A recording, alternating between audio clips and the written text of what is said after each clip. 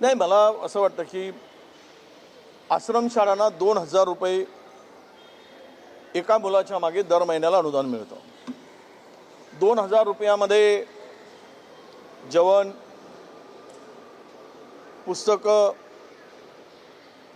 त्यांना कपडे, ड्रेस, तेल, कंगवा सगळं काही द्यावं लागतं.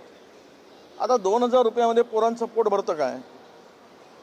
जे 2,000 रुपये 2014च्या पूर्वी होते 1200, आता महागाई किती वाढली? 70 रुपये खाण्याचं तेल 200 रुपये झाला. आणि हे 1400चं अनुदान 2,000वर नेले 10-12 वर्षामध्ये. एकीकडे मुलांना चांगल्या सुविधा मिळाल्या पाहिजेत, तर बजेट जात कुठे आहे आदिवासी मुलांचा? कुठे चाललाय? कोणत्या कशात चाललाय? याची पण चौकशी झाली पाहिजे ना. जे बजेट आदिवासींच्या लोकसंख्येप्रमाणे जो मिळतो त्या बजेटला कोण फुंकून खात आहे, कोण आपल्या गळ्यात घालतोय, कोण पोटात घालताय. आणि 2,000 रुपये देऊन सगळ्या सुविधा कराव्यात. महाराष्ट्रामध्ये आत्तापर्यंत अशा घटना अनेक ठिकाणी झाल्यात, अनेक शाळांमध्ये झाल्यात सर्पदंशाने. परंतु संचालकांच्यावर गुन्हा दाखल झाल्याची पहिली वेळ आहे. या नैसर्गिक आपत्ती येत असतात. काल वर्धेच्या SP च्या ऑफिसमध्ये 2 दिवसापूर्वी SP च्या घरामध्ये विषारी साप सापडला, आढळून आला. मग कुठे आढळून येऊ शकतो? प्रश्न तो नाही. याला थेट जबाबदार धरून 80 वर्ष वयाच्या खासदाराला त्यांनी त्या भागामध्ये कुठे शाळेत जात नव्हती मुलं, त्यावेळेस ती शाळा सुरू करून त्या भागामध्ये आदिवासींच्या मुलांसाठी शैक्षणिक सुविधा निर्माण केल्या. मारुतराव कोळसेंनी, जिथे सुविधाच नव्हत्या, मुलं शिकत नव्हती, अशा वेळेस ती सगळी व्यवस्था निर्माण करत असताना काही चुका झाल्या असतील, नाही असं मी मानत नाही, पण त्याला थेट संचालक म्हणावं.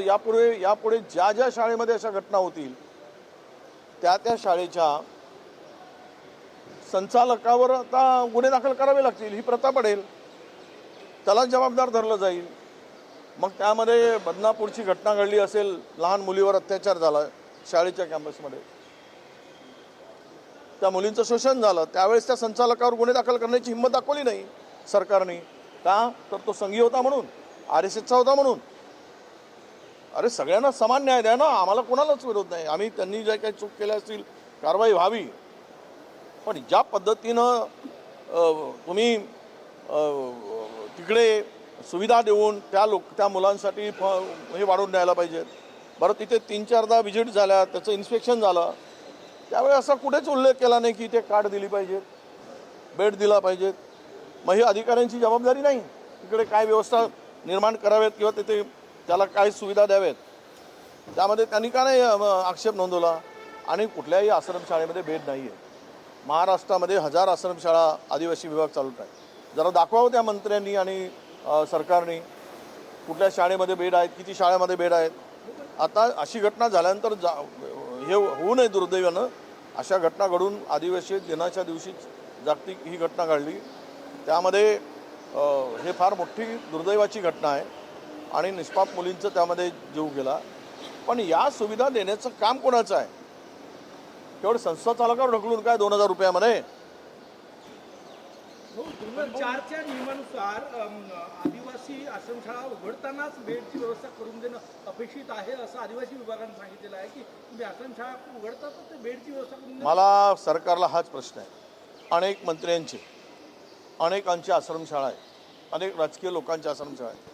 कुठल्या आश्रमशाळेमध्ये बेड आहे याचं सरकारने डिक्लेअर करावं. किती आश्रमशाळामध्ये बेड लावले आहे, तरी पण त्यांना अनुदान का मिळत होतं, का दिलं जात होतं, ह्याचंही उत्तर मिळालं पाहिजे ना. करायचं आहे आत्ता खडबडून जागे होऊन एखादी घटना घडल्यानंतर आपण सगळे जागे होतो आणि तिथून काहीतरी कारवाईसाठी पुढे येतो. पण आज आदिवासीच्या लोकसंख्येप्रमाणे जो बजेट मिळतो तो 30% सुद्धा खर्च होत नाही, दुसऱ्या विभागाकडे वळवला जातो. त्यावेळेस तुम्हाला काहीच वाटत नाही. तेच जर पैसे इथे लावले असते तर आदिवासी मुलांना उत्तम दर्जाचं शिक्षण देता आलं असतं. तालुका स्तरावर काढा ना माध्यमाच्या शाळा, एकलव्यसारख्या, जे संकल्प केला होता एकलव्य शाळा, तशा काढा. एकलव्य शाळेचा कन्सेप्ट कोण आणला? आम्हीच आणलेला होता. तशा पद्धतीच्या शाळा उभे करा. आणि मला वाटतं की आदिवासी आश्रमशाळा सगळ्याच बंद केल्या पाहिजेत. करायचं आहे तर सुविधा नाही, लावा. 6 महिन्याची मुदत द्या, नाही सुधारले तर बंद करून टाका. आणि सरकारने त्याची जबाबदारी घेऊन त्या शाळा चालवल्या पाहिजेत. एकीकडे सरकारी वसतिगृहामध्ये आदिवासींच्या एका मुलावर 6,000 रुपये 7,000 रुपये खर्च केले जातात आणि त्या संस्थेला मात्र 2,000 रुपये दिले जातात. हा फरक आहे ना. ह्या फरक भरून काढा आणि मग त्या संस्थेला झोडपून काढा, असं माझं मत आहे.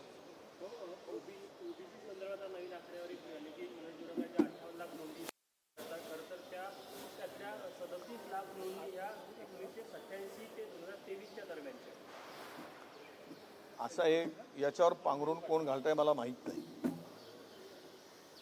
पूर्ण याच्यामध्ये जे आत्ता जिल्हा परिषदेच्या नगर परिषदेच्या निवडणुका झाल्या, स्थानिक स्वराज्य संस्थांच्या निवडणुका झाल्या, सर्व ओबीसी जागेतील 85% लोक हे त्या ठिकाणी नव्यानं प्रमाणपत्र घेतलेले निवडून आले. हे कोणी पाहिलं? तिथला मायक्रो ओबीसी असेल, छोटा समाज असेल, त्या समाजाला तिकडे अजिबात संधी मिळाली नाही. तो या सगळ्या स्थानिक स्वराज्य संस्थेपासून वंचित राहिला. या निवडणुकीतून तो त्याला तिकडे संधीच मिळाली नाही. ही कोणामुळे झालं? हे जे चाललंय ना, इतक्या मोठ्या प्रमाणामध्ये प्रमाणपत्र द्यायचं. कोणी म्हणतात त्याच्या पूर्वी झाले असतील, आता जरांगेचं काही नाही. ठीक आहे, जरांगे अनेक मराठा समाजाची मुलं म्हणतात की जरांगे समाजाचं नुकसान करताय. मराठा समाजातील मुलं आता बोलायला लागली, कारण EWS मधून जवळपास 80-85% वाटा त्यांना मिळायचा. तिथून आता त्या सवलती बंद झाल्या या ओबीसीच्या त्यांच्या धोरणामुळे. अनेक पोरांना त्यातून नुकसान भोगावं लागतं आहे. पण मला एवढंच म्हणायचं आहे की हा वाद पेटवत असताना जरांगे पाटलांनी त्यांचा तो वाद त्यांना माहीत, मी त्याच्यावर बोलणार नाही आणि तो काही त्याच्यावर बोलण्याची आम्हाला गरजही नाही. पण प्रश्न असा येतो की या लोकांनी सरकार म्हणून का झुकते आहे, का मान वाकवून त्याच्या दरवाजात जात आहे? एवढी लाचारी सरकार का बघ? एवढं म्हणजे निष्क्रियपणा आहे की किंवा यांचं हे सरकार बनवून एवढा त्यांच्या आंदोलनाला का घाबरते? आणि आज जे ते वक्तव्य करत आहेत, बावनकुळेवर वक्तव्य, म्हणजे महसूल मंत्र्यावर ते बोलावं, याचा अर्थ असा आहे की मंत्र्यावर दबाव टाकणं आणि त्या दबावातून ज्या जात पडताळणी समिती आहेत त्यांच्यावर दबाव टाकायचा आणि मग त्या सगळ्या व्हॅलिडिटी क्लिअर करून घ्यायच्या. हे त्यामागचं कारण आहे आणि यासाठीच ती खेळी त्याला त्याचे सल्लागार देतात. महसूल मंत्र्यांवर जरांगे पाटील जी टीका करतायत यासाठीच करताय की हे प्रमाणपत्र पारित करा, दबाव आणावा? यासाठीच आहे ते, दुसरं काही कारण नाही. अरे कोणीही मंत्री असेल ते रिमार्क देणारच ना, चौकशी करा म्हणून सांगणार. त्यामध्ये काय एवढं त्याला टार्गेट करायची गरज होती?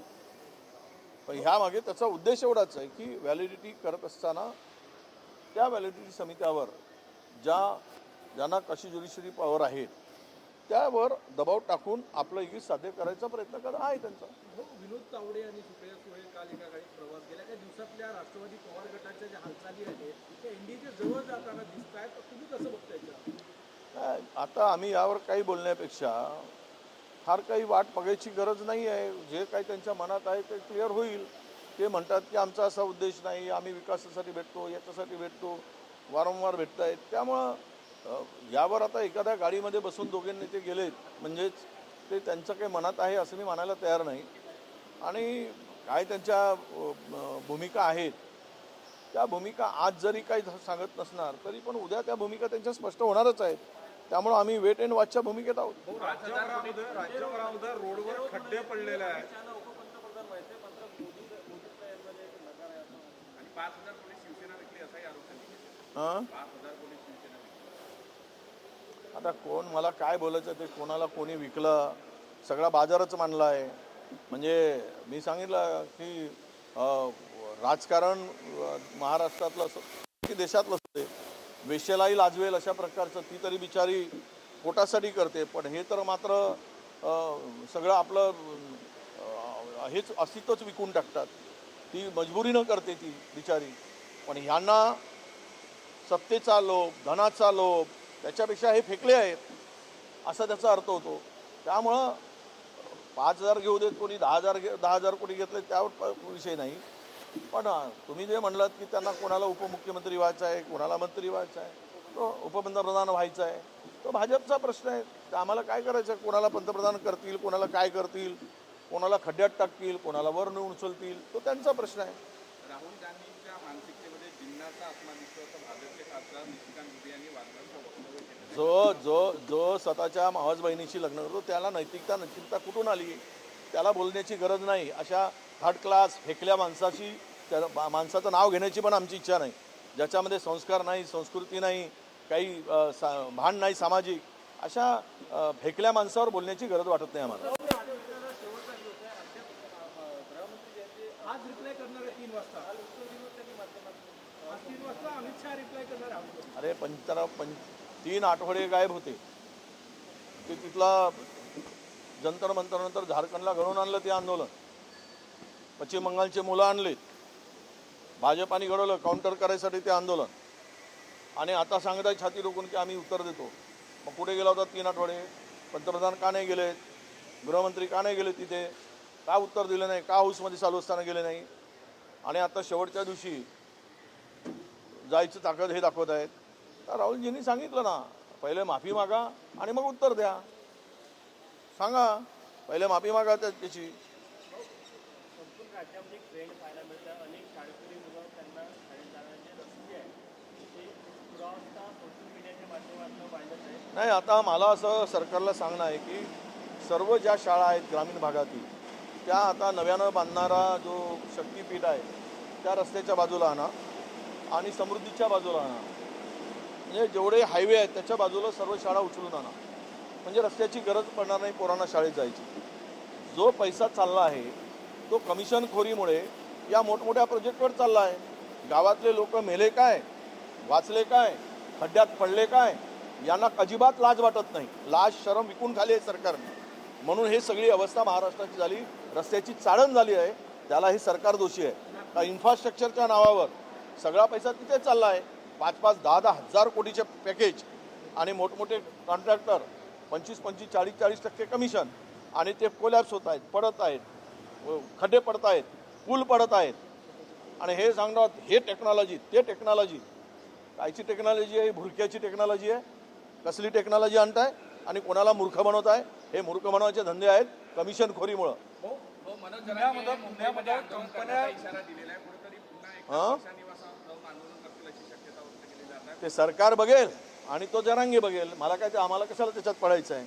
कोण कोणाची जिरव ते जिरवा, एकमेकाची जिरवा. ते पहिले म्हणत होतं ना, पाणी अडवा पाणी जिरवा. तर सरकारमध्ये दम असेल तर त्याची जिरवेल, याच्यात दम असेल तर सरकारची जिरवेल. एकामेकाला जिरवा, फक्त आमचं नुकसान करू नका ओबीसीचं, एवढंच त्यांना सांगणार. धन्यवाद.